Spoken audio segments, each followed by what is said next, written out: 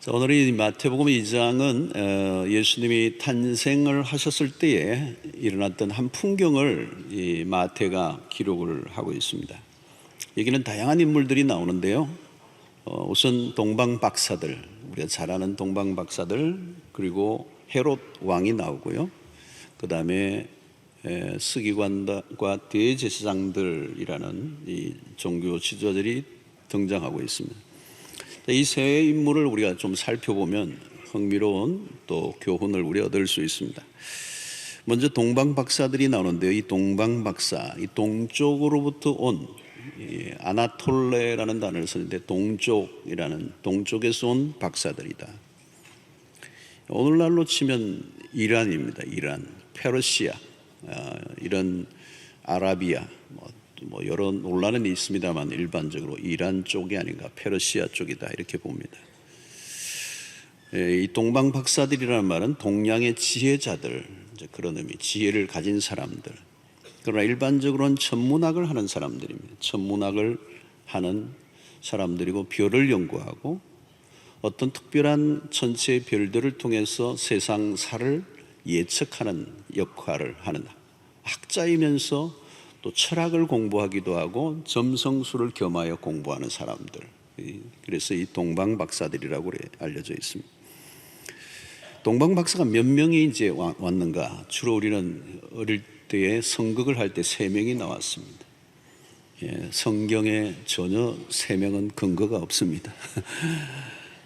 황금과 유황과 몰약을 가져왔기 때문에 세계의 선물이기 때문에 아마 하나씩 들고 왔다면 3명이지 않을까 그렇게 추측을 한 것이죠. 그러나 동방 박사들이라고 복수를 썼기 때문에 하여튼 1명은 넘습니다. 2명 이상이 되겠죠. 자, 이들은 특이한 별을 보고 어느 날 왕이 탄생했다는 사실을 확신하게 됩니다. 이건 특별한 별이구나. 이건 평소에 보지 않았던 특별한 별이 어떤 것을 보았습니다. 그러면서 이들은 이 왕의 탄생을 직접 확인하고 또 경배하기 위해서 길을 떠나죠. 그리고 드디어 예루살렘으로 옵니다. 이분들은 성경을 구약을 잘 알지 못했기 때문에 아마 왕이라면 예루살렘에서 태어났을 것이다 라고 하는 추측을 하고 예루살렘으로 온 것 같습니다. 그래서 오늘 여기 2절에 보면 유대인의 왕으로 나신 이가 어디 계시냐? 우리가 동방에서 그의 별을 보고 그에게 경배하러 왔노니. 그들은 왕의 탄생을 믿었습니다. 특별히 유대인의 왕으로 나신 이가 어디 계시냐? 마태는 이 마태복음에서 그리스도를 왕으로 묘사합니다.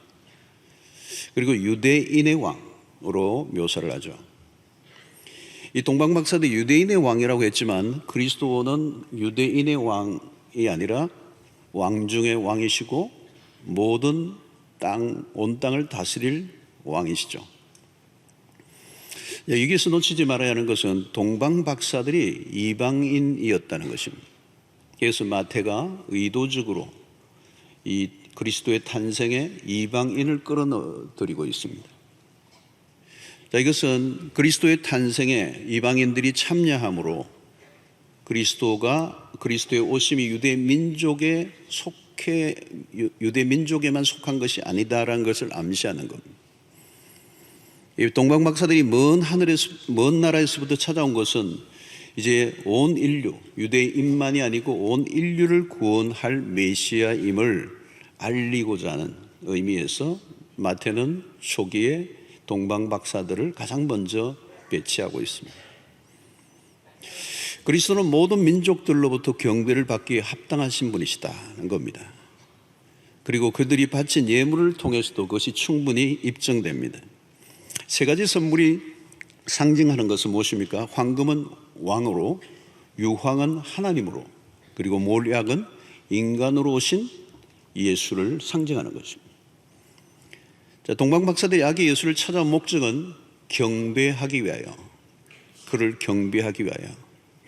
자, 그런데 이 아기 예수를 경배한다는 일이 쉬운 일이 아니었습니다. 상당한 대가를 지불해야 했습니다. 그들은 먼 거리를 이동했죠. 오늘날 같이 고속철도나 비행기가 있었던 시대가 아니었습니다.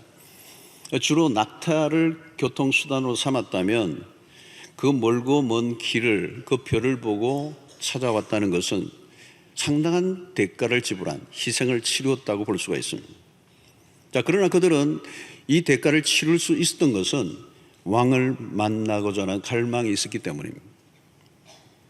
여러분, 은혜를 사모하는 사람들은 거리에 별로 구애받지 않는 걸 봐요.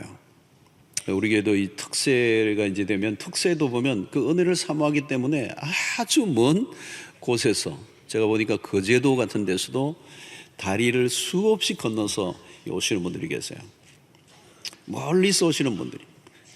그들은 교회가 멀다고 얘기하지 않아요. 자기 집이 교회에서 멀다고 얘기를 해요. 관점이 다르죠, 여러분. 오고 가는 길에서 그들은 말씀을 듣고 찬양을 듣고 봉회를 한다고 그럽니다. 예배 시간에도 일찍 오시는 분들은 보면 멀리서 오는 분들이 많아요. 주님을 사모하는 사람들은 언제든지 대가를 지불할 준비를 하고 있는 것입니다. 그리고 대가를 지불할 만합니다. 아무리 어려움이 있어도 많은 대가를 지불해도 그분을 만날 수만 있다면 그는 충분히 보상이 되고도 남는 것이죠.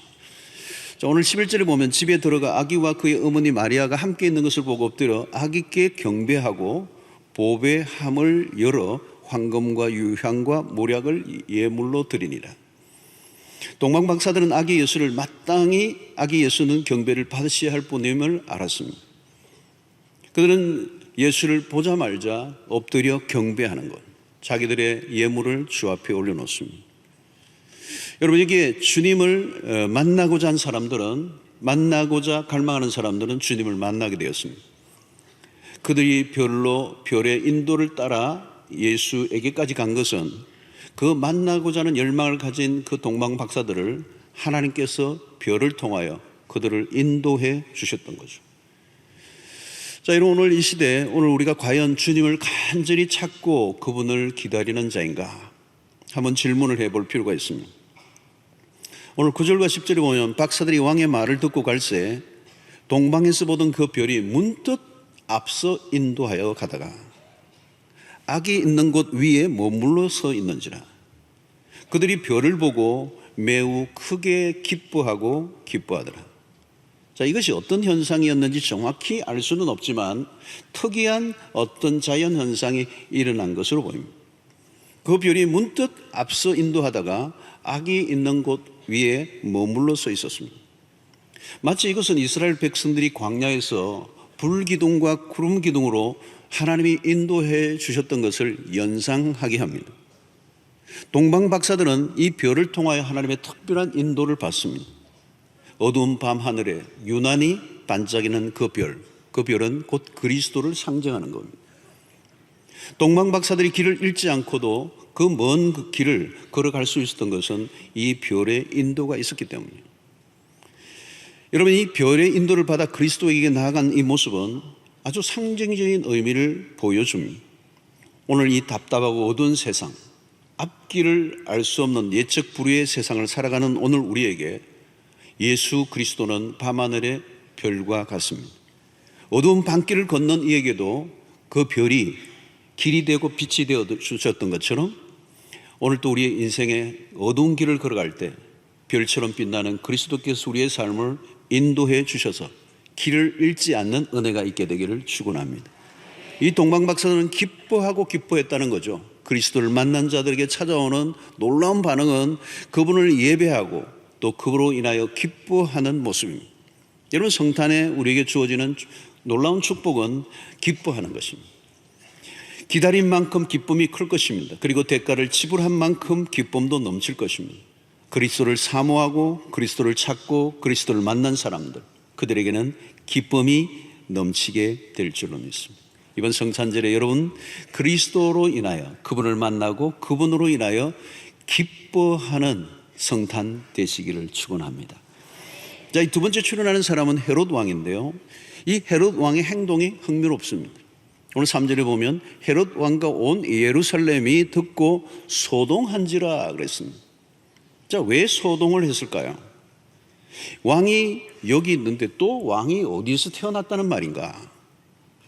자, 지금 헤롯은 굉장히 예민하게 반응하고 있습니다. 누가 쿠데타를 일으킨 것도 아닌데 아기로 태어난 이야기에 그렇게 민감하게 반응한 것으로 보아 헤롯은 매우 불안한 자리에 앉아 있는 왕이라는 것을 우리는 금방 알 수가 있습니다. 여러분, 마태가 헤롯 왕을 등장시키는 의도가 있습니다. 이 헤롯은 에돔 출신입니다. 다윗 왕조와 거리가 먼 사람이에요. 그 말은 매우 불안정한 정치적 상황 속에서 왕으로 앉아 있다는 겁니다. 정치적으로 매우 불안정했습니다. 로마의 관계 속에서 정치적 수완으로 자신의 지위를 지키고 있지만 언제 어떻게 될지 모르는 거죠. 로마의 속국으로 있는 상황 속에서. 무엇보다도 그의 삶은 극도로 부도덕했습니다. 사생활이 매우 문란한 사람입니다. 유대 사회 안에서는 또 언제든지 폭동이 일어날 가능성이 있었던 것이죠. 로마로부터의 유대의 독립을 위해 운동하는 사람들이 유대인들 안에서도 있었습니다. 헤롯에게는 이게 신경이 쓰이는 문제였어요. 그는 정치, 경제, 사회, 종교적으로 매우 불안정한 환경 속에 있었습니다. 그런 상황 속에서 유대인의 왕이 태어났다는 이 동방박사들의 이 소식은 그의 내면의 마음을 흔들어 놓았습니다. 7, 8절에 보니까 이에 헤롯이 가만히 박사들을 불러 별이 나타난 때를 자세히 묻고 베들레헴으로 보내며 이르되 가서 아기에 대하여 자세히 알아보고 찾거든 내게 고하여 나도 가서 그에게 경배하게 하라. 헤롯은 겉으로는 태연한 척했습니다. 그리고 아기의 소식을 알려주면 자기도 경배하게 하겠다고 했습니다. 그러나 이것은 속임수였습니다. 오늘 그는 그 안에는 아기 예수를 죽이려고 하는 음모를 꾸미고 있습니다.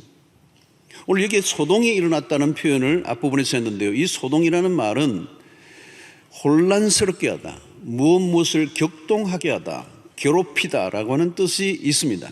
그러니까 이것은 그냥 단순히 약간의 소동을 의미하는 것이 아니라 아주 어마어마한 폭풍이 일어나는 듯한 그런 거대한, 마치 도시 전체가 벌집 쑤셔 놓는 듯한 혼란과 어려움이 일어났다는 것입니다. 왜 헤롯이 이렇게까지 했을까? 아기 예수의 소식을 듣고 왜 이렇게 반응하고 있는가? 그것은 그 안에 있는 두려움 때문이었습니다. 여러분, 자신의 욕망을 따라 사는 사람들에게는 그리스도의 오심은 불편한 일입니다. 자기 마음대로 살던 자에게 그리스도의 오심은 매우 당황스러운 일이에요. 진정한 왕이 오시면 거짓된 왕들은 갈 곳이 없습니다. 거짓으로 살아가는 자들에게 그리스도의 오심은 소동을 일으키기에 충분합니다. 그러므로 그리스도의 오신 밤은 고요한 밤이 아니었습니다. 알고 보면 거대한 소동이 일어난 밤이에요. 겉으로 보면 유대 사회는 평화로워 보였습니다. 그러나 그 평화는 거짓 평화였습니다. 정치적인 힘으로 백성들의 마음을 억눌러 놓고 위장된 평화가 있었지만 폭풍전야와 같은 상황이었습니다. 그리스도가 오심으로 거짓 평화를 깨뜨려 놓았던 거죠.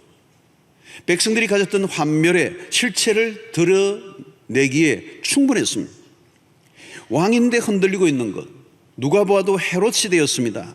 그의 정치적 수완으로 33세 나이에 유대의 왕이라는 칭호를 얻었지만 그러나 그는 실제로는 바람 앞에 흔들리는 촛불과 같았습니다. 여러분, 인간의 모습이 그렇습니다. 대단해 보여도 연약하기 그지없어요. 인간의 자랑은 한순간에 다 사라진다는 거예요. 왕의 자리가 흔들린다면 다른 자리는 어떠할까요, 여러분? 우리가 구약의 사울 왕도 마찬가지입니다. 그 왕자에 앉아있지만 다윗이 나타나자 그는 미쳐버리죠. 아기 예수가 태어난 소식만 듣고도 헤롯 왕은 미쳐버립니다. 그의 광부는 죄 없는 어린 남자아이들을 다 죽이는 살육극을 벌이게 되죠. 그러나 이것은 단순히 헤롯 왕의 광분으로만 볼 수가 없어요. 어떻게 헤롯이 이렇게 미쳐 날뛰며 아기 예수를 죽이기 위해서 불특정 다수의 남자아이 2세 미만의 아이들을 다 죽이라고 하는 명령을 내릴 수 있었던 이 살육극의 그 배경에는 무엇이 있을까요? 그는 어둠의 영이 있는 거죠. 오늘 그리스도의 오심을 통하여 가장 위기를 느낀 존재가 있다면 그 안에는 어둠의 영, 사단의 세력이 있는 것입니다. 그리스도에 대한 가장 적대적인 공격을 퍼부은 존재는 사실은 사탄입니다. 그리스도가 오심으로 거대한 전쟁이 벌어진 것이죠. 그리스도가 오심으로 가장 큰 피해를 입을 대상이 있다면 그것은 마귀입니다. 그래서 하나님의 나라가 왕성히 그리스도로 인하여 세워질 것을 염려한 사단은 적극적으로 공격을 한 것입니다. 그래서 우리는 사단을 거짓의 아비요 살인자라고 했습니다. 당연히 악이 예수를 죽이려고 했을 뿐만 아니라 수많은 아이들을 죽이는 살인을 저질렀습니다. 여러분, 그리스도가 오시는 순간부터 거대한 전쟁이 벌어집니다. 어디에서나 소동이 벌어집니다. 방해 공작이 일어납니다. 헤롯은 악이 예수를 경배하려고 찾는 것이 아니에요. 악이 예수를 죽이려고 했습니다. 지금도 마찬가지입니다. 여러분, 세상은 예수를 환영하지 않습니다. 성탄절을 맞이하지만 성탄절을 싫어하고요, 크리스마스라는 단어조차 사용하는 것을 거부하는 곳들이 많아요. 이게 오늘날 점점 그런 이 하나님의 그리스도의 오심을 거절하는 이 문화들. 그래서 메리 크리스마스라고 하지 않고 메리 홀리데이라고 그러더라고요. 성탄 트리 위에 십자가를 다는 것을 반대하는 사람들이 있습니다. 여러분, 그리스도가 오시면 늘 소동이 일어나요. 덜 끓습니다. 이것은 이들만의 얘기가 아닙니다. 예수 그리스도 오심을 방해했던 이들은 결국은 어때요? 예수 그리스도에 못 박히실 때 소리쳤던 그들, 예수를 십자가에 못 박이라고 소리를 쳤던 사람들입니다. 예수님은 저들의 하는 일을 저들이 알지 못한다고 안타까워하셨습니다. 성도 여러분, 예수를 만나지 못하면 인생이 늘 소동을 칠 수밖에 없습니다. 한 가정에서도 어떤 사람이 예수를 영접하는 순간 소동이 일어나요. 직장에서도 한 사람이 제대로 된 한 사람에 대한 신자가 그 직장 안에 들어가면 소동이 벌어지기 시작하는 거예요. 고사를 지내는데 참여하지 않으면 소동이 벌어집니다. 아이들이 학교에서 성경책을 읽고 책상 위에 두었는데 아이들이 막 그냥 그 주변의 친구들이 집어 던지고 장난을 치고 괴롭힌다는 얘기를 제가 들었어요. 여러분, 어떤 집안에 무슨 사건이 일어나면 너가 예수를 믿어, 우리 집안이 이렇게 시끄럽게 되었다고 흥분을 합니다. 그렇습니다. 여러분, 그리스도가 세상에 오신 순간부터 그런 일이 일어나요. 세상은 그리스도를 환영하지 않습니다. 그러나 그런 소동이 일어날 때 놀라지 마십시오. 한 번은 일어나야 돼요. 그런 소동을 통과해야 한다는 겁니다. 소동이 일어나지만 결국은 그리스도께서 그 모든 소동을 마침내 잠재우실 것을 우리가 믿습니다. 불안정한 세상은 뒤집어 엎고 그리스도가 통치하시는 새로운 세상이 오고야 만드는 겁니다. 불안전한 왕이 통치하는 나라는 늘 불안정할 수밖에 없습니다. 그러나 그리스도가 통치하시면 혼란은 끝이 납니다. 이제 헤롯의 왕권은 한순간에 흔들리고 맙니다. 왜 그렇습니까? 그는 부질 없는 것을 붙들고 있기 때문에 그렇습니다. 여러분, 자세히 보십시오. 우리의 삶이 과연 무엇으로 안정감을 얻을 수가 있습니까? 세상은 늘 혼란과 무질서와 불안정으로 가득합니다. 세상을 바라보면 세상 속에는 희망이 없어요.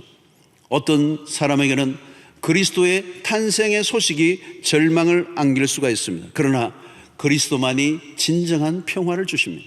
그리스도만이 우리에게 진정한 소망이 되십니다. 그리스도만이 우리에게 진정한 기쁨의 소식이 되시는 것입니다. 오늘 세 번째, 이 대제사장과 서기관들의 문제입니다. 이 4절에 보십시오. 왕의 모든 대제사장과 백성의 서기관들을 모아 그리스도가 어디서 나겠느냐 물으니 그랬습니다. 왕이 대제사장과 서기관들을 불러 그리스도가 어디서 나겠느냐 물었습니다. 왜 그들에게 물었죠? 그들이 이 일의 전문가이기 때문에 그렇습니다. 헤롯 왕은 대제사장과 서기관들이 답을 알고 있을 것이라고 믿고 그들에게 자문을 한 거죠. 대제사장과 서기관들은 메시아가 오실 것에 대해서 늘 연구하고 있던 사람들입니다. 이 왕의 질문에 그들은 어떻게 답을 하고 있습니까? 확실하게 답을 하고 있어요. 5절과 6절을 보면 이르되 유대 베들레헴이오니 이는 선지자로 이렇게 기록된 바 또 유대 땅 베들레헴아 너는 유대 고을 중에서 가장 작지 아니하도다.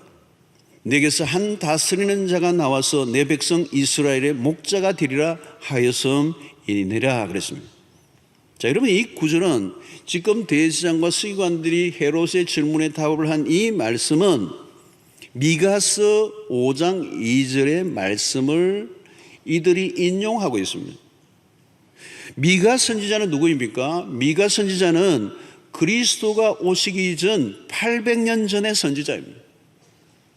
이미 그리스도가 오시기 전에 700여 년 전에 이사야를 통해서 800여 년 전에 미가라고 하는 선지자를 통하여 이미 어디에서 태어나실 것인가에 대해서 예언을 이미 하셨습니다. 그 예언이 지금 이루어지고 있는 것이죠. 이들의 대답을 통하여. 자, 제사장과 서기관들은 미가 선지자를 통하여 들려준 이 구약의 예언을 이미 알고 있었고 헤롯 왕의 질문에 답을 정확하게 했습니다. 자, 근데 문제는 무엇입니까? 알고 있던 그 예언이 지금 이루어지고 있는데 전혀 관심이 없다는 것입니다. 그들은 밥 먹고 하는 일이 성경을 연구한 것입니다. 메시아가 베들레헴에 탄생할 것을 알고 있었어요. 그러니까 지금 동방 박사들에 의해서 베들레헴에 나신 이 소식을 들었다면 마땅히 환영하고 경배를 드리러 가야만 마땅합니다. 예루살렘에 베들레헴에 나셨다는 소식을 들었다면 이들이 지금 있는 곳은 예루살렘입니다. 예루살렘과 베들레헴은 아주 가까운 거리입니다. 여기서 어디 정도일까요? 하여튼 한 8km 정도의 가까운 거리에 있는 것입니다. 얼마든지 가서 확인할 만합니다. 그런데 이들은 어떤 행동도 취하지 않아요. 멀고 먼 거리를 달려온 동방 박사들과 대조를 이룹니다. 여러분, 오늘도 이것이 일어날 수 있는 일이에요. 겉으로 드러난 것만 보고는 알 수가 없어요. 신앙의 연조와 직분과 그런 거는 다 알 수가 없어요. 여러분, 여기서 우리에게 보여주는 이 마지막 이 등장인물들, 대제사장과 서기관들의 인물을 통하여 우리에게 보여주는 가장 무서운 것은 뭐냐면 무관심이라는 것입니다. 영적인 냉담함이라는 거죠. 여러분, 이런 사람들에게는 해줄 게 아무것도 없어요. 이러면 식욕이 없는 사람에게는 아무리 유명한 요리사가 기가 막힌 요리를 다 해서 내놓아도 아무 소용이 없습니다. 영적 세계도 마찬가지입니다. 아무리 놀라운 부흥이 일어난다 해도 관심이 없다면 그 부흥은 나와 상관이 없는 것입니다. 누가 은혜를 받았다고 해도 관심이 없는 거예요. 기적이 일어났다고 해도 의미가 없어요. 왜? 영적인 갈망이 없기 때문에. 여러분, 누가 배웁니까? 배우는 것도요, 배가 고픈 사람, 다 알고 싶고 더 잘하고 싶고 더 믿음 생활을 잘하고 싶은 그 사람은 흡수르겠죠. 영적인 흡수르겠어요. 말씀의 흡수르겠어요. 자, 근데요, 안타까운 것은 이 말씀을 지금 연구하고 있지만 그 말씀에 대한 기대감이 없다. 그 말씀이 지금 이루어지고 있는데 그 예언에 대해서 전혀 나는 상관이 없어요. 뭘까요, 여러분? 이것은 모든 진리는 관념화된 것입니다. 이들은 메마른 이론들만 붙들고 있었어요. 그냥 직업적인 사람들이었어요. 형식적이고 의례적인 사람들. 진리를 공부하고 있지만 진리의 실체이신 하나님에 대해서 전혀 관심이 없는 사람들.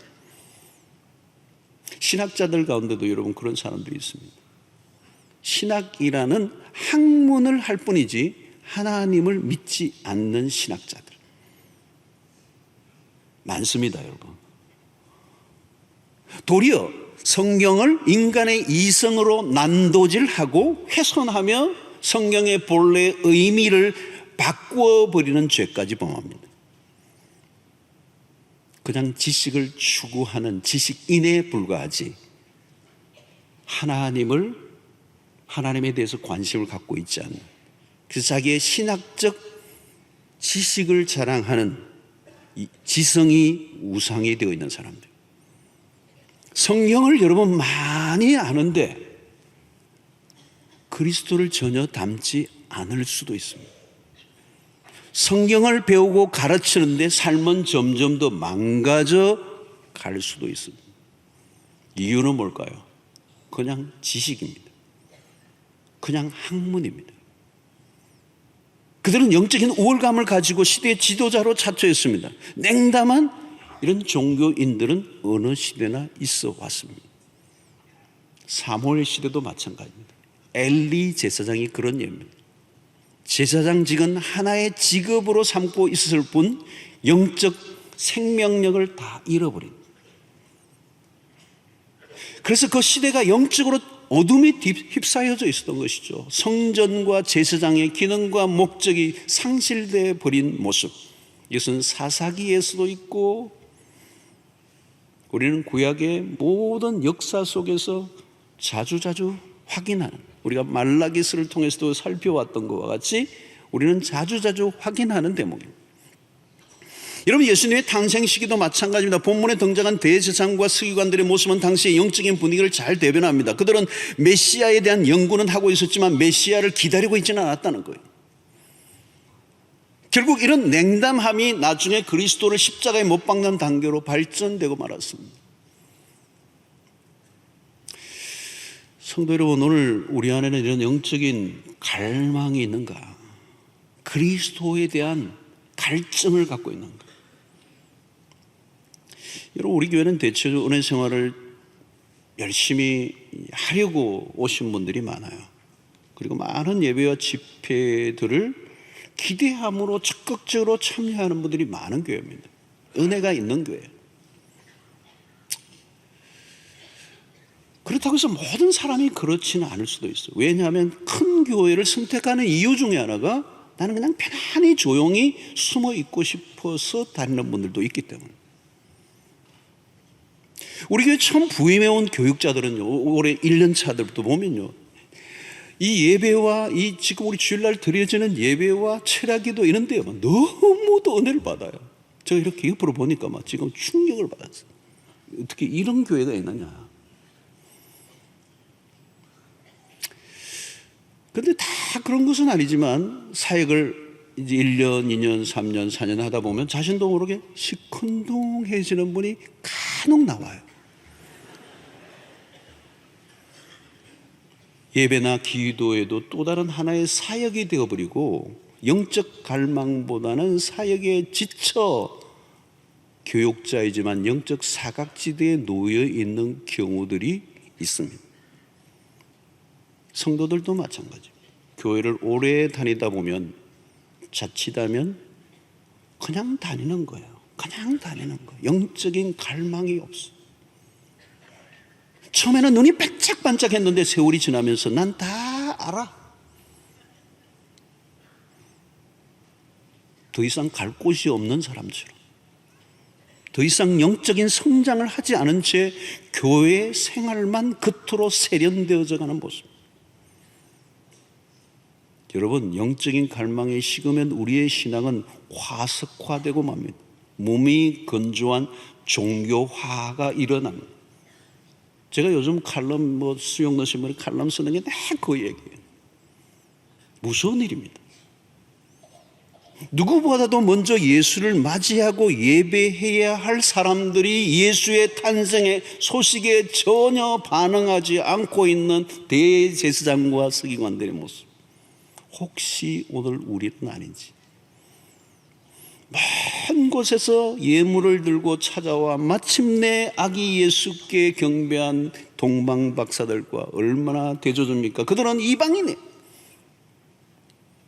근데 유대인들이, 누구보다도 가까이에서 맞이할 유대인들이, 그것을 날마다 연구했던 종교 지도자들이, 그것도 바로 곁에서 일어나고 있는, 베들레헴에서 일어나고 있는 이 일 앞에 아무 관심을 가지고 있지 않는 영적인 죽어있는 상태.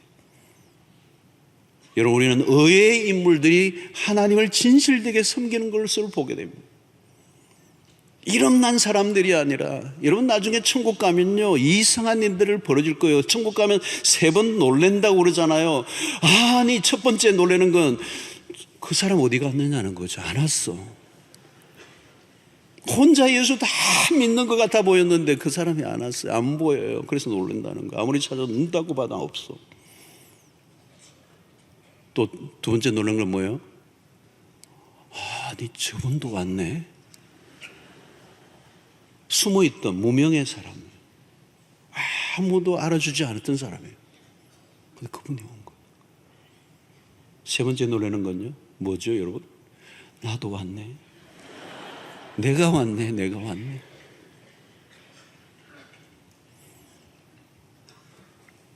사랑하는 성도 여러분, 그리스도가 다시 오실 때 어떤 현상이 일어날까요? 오늘 우리의 신앙의 진정성을 확인해 보아야 될 것입니다. 신앙의 맹목적성, 목적이 전혀 없어요. 그냥 다니는 거예요. 여러분, 성경을 통독하고 암송하고 묵상하고 필사하는 거, 우리는 내년도에 우리 교회도 그 일을 많이 하려고 그래요. 어떻든 우리 성도들이 말씀 중심으로 살기 위해서 그냥 성경 필사도 하고 암송도 하고 그리고 묵상 운동도 하고 많은 일들을 하려고 그래요. 그런데 과연 무엇을 위하여? 무엇을 위하여 성경을 통독을 백독을 하느냐 말이죠. 왜 신앙생활을 하고 있느냐는 거죠. 껍데기만 가지고 있는 것은 아닌가? 형식만 남아 있는 것 아닌가? 신앙의 관록만 있는 것 아닌가? 여러분, 2000년 전 그리스도가 세상에 오셨을 때 풍경을 우리는 살펴보았습니다. 이 세 부류는 오늘 우리에게도 중요한 메시지가 됩니다. 첫 번째는 그리스도의 오심을 적극적으로 환영하고 대가를 지불하면서 마침내 찾아가 경배하는 동방박사들, 그런 그리스도를 적극적으로 환대하고 경배한 사람들. 두 번째는 그리스도가 오심을 두려워하고 소동을 일으키며 횡포를 부린 이 헤롯은 그리스도를 배척한 사람들. 세 번째는 겉으로는 그리스도를 기다리는 자로 보였지만 실제로는 관심이 없었던 종교 지도자들, 그리스도의 오심에 무관심한 태도로 일관한 사람들. 여러분, 우리는 여기서 세 단어가 있어요. 경배와 아니면 배척이냐 아니면 무관심할 것입니다. 여러분들은 어디에 속해 있습니까? 오늘 우리 자신의 신앙을 점검하는 기회가 될 수 있게 되기를 바랍니다. 여러분, 지금 우리는 이미 오신 그리스도를 믿고 있습니다. 왕중 왕이신 그리스도가 2000년 전에 이 땅에 오셨고 십자가에 못 박혀 죽으시고 사흘 만에 부활하시고 승천하셨습니다. 이제 지상의 교회는 다시 오실 그리스도를 기다리고 있습니다. 나는 과연 그리스도를 기다리고 있는가? 그리스도가 다시 이 땅에 오실 때 주를 맞이할 준비를 하고 있는가? 혼인잔치가 좀 연기되는 듯 해 보이지만 그렇지 않습니다. 하나님이 정해놓으신 시간은 이미 카운트다운이 되었습니다. 그 종말이 다가오고 있습니다. 우리는 지금 그 그리스도를 기다리죠. 그래서 초대교회 성도들은 성경의 마지막 구절을 늘 암송했습니다. 요한계시록 22장의 20절로 21절, 우리 함께 한번 읽어보도록 하겠습니다. 시작. 이것들을 정언하시니가 이르시되 내가 진실로 속히 오리라 하시거늘 아멘. 주 예수여 오시옵소서. 주 예수의 은혜가 모든 자들에게 있을지어다. 아멘. 우리는 성경을 통독할 때마다 마지막 요한계시록을 읽고 성경을 덮기 전에 마지막 이 구절을 대합니다. 내가 진실로 속히 오리라. 아멘. 주 예수여 오시옵소서. 마라나다. 주 예수여 어서 오시옵소서. 오늘 우리의 기도의 제목이고 간절한 갈망이 되어야 될 줄로 믿습니다. 왜 그분이 오셔야 합니까? 그분이 오실 때 이 요란하고 이 어둡고 절망적인 세상을 바꾸실 수 있는 분은 우리 그리스도 한 분밖에 없기 때문입니다. 세상은 소망이 보이지 않아요. 역사는 진보하지 않습니다. 갈수록 죄악의 밤은 깊어져 갑니다.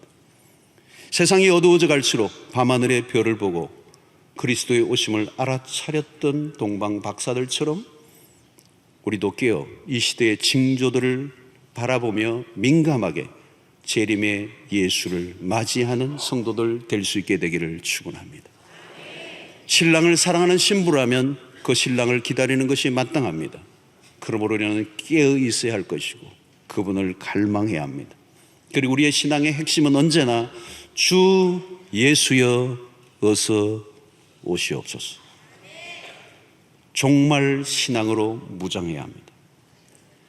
항상 깨어있는 신자로 그리스도가 오실 때 그분을 맞이하는 신부로, 그 신부의 영성으로 오늘 깨어 오늘 하나님의 그 마지막 심판의 날에, 주님의 재림의 날에 부름을 받고 들림을 받는 구원의 역사가 있게 되기를 바라고, 무엇보다도 이 성탄에 이 종말을 온 세상에 알리고 많은 사람들이 구원의 길에 동참하도록 복음을 증거하는 일이 힘쓰는 여러분들 되시기를 주의 이름으로 축원합니다.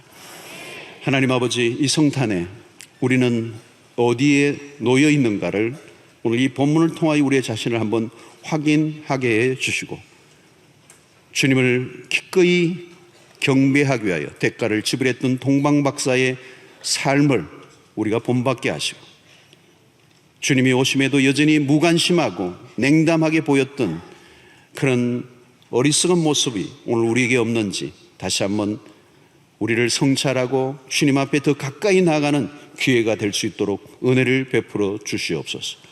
다시 오실 그리스도 앞에 우리가 부끄럽지 않는 모습으로 주님을 맞이할 수 있는 깨어있는 그리스도의 신부들이 될 수 있도록 은혜를 더하여 주시옵소서. 예수님의 이름으로 기도하옵나이다. 아멘.